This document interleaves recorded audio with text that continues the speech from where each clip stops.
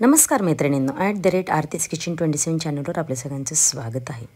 भरपूर भाज्या घालून झटपट बनणारा आज आपण पुलाव पाहणार आहे, तो पण फक्त 15 मिनिटात होतो। त्यासाठी एक वाटण काढायचे। मी लसूण, मिरच्या आणि ओलं खोबरं घेतलेलं आहे। तुम्ही वाळलेलं खोबरं घेतलं तरी काहीच हरकत नाही आहे।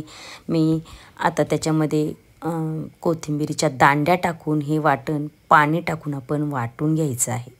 आता भाज्यांमध्ये फ्रेंच बीन्स, गाजर, फ्लावर, पनीर, त्याचबरोबर काजू आणि मनुके घेतलेले आहेत। आता तुम्ही भाज्यांचं प्रमाण कमी जास्त किंवा तुमच्या आवडीच्या भाज्या तुम्ही घेऊ शकता। पनीर आपण शेवटी टाकायचं आहे। आता मी त्याच्यात एक वाटीभर वाटाणा टाकलेला आहे। आता सगळ्या भाज्या छान धुवून घेऊया।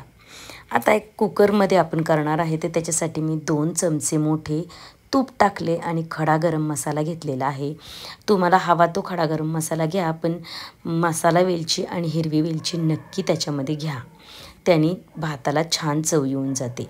आता हा मसाला तेलात परतून घ्या आणि एक कांदा उभा चिरून घेतलेला आहे। मी माझं फक्त 1 ग्लास भात आहे, म्हणजे पाव किलोपेक्षा सुद्धा कमी भात आहे, म्हणून खूप प्रमाण कमी आहे भाज्यांचं किंवा कांद्याचं सुद्धा।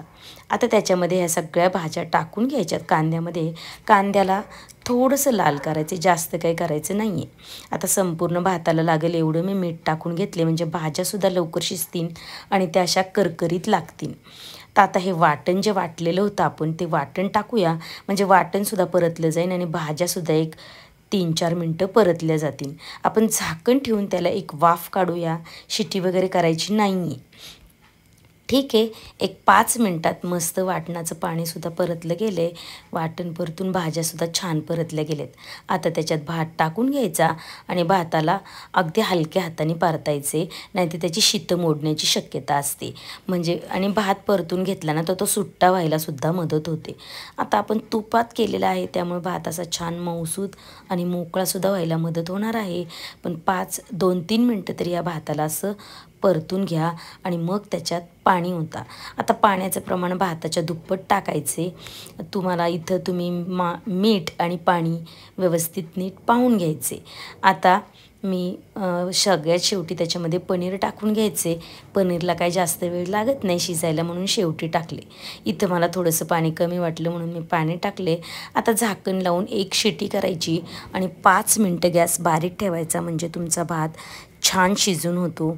पहा, आता कुकर थंड झाल्यावर प्रेशर गेल्यानंतर मी उघडून पाहिले, सगळ्यात शेवटी कोथिंबीर टाकली भरपूर सारी आणि मिक्स करा। पहा, एकदम छान झटपट आपला हा पुलाव रेडी होतो, अजिबात वेळ लागत नाही।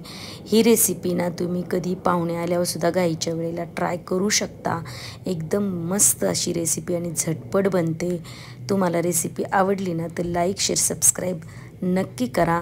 ट्राय केल्यानंतर कमेंट बॉक्समध्ये कमेंट द्यायला अजिबात विसरू नका। धन्यवाद।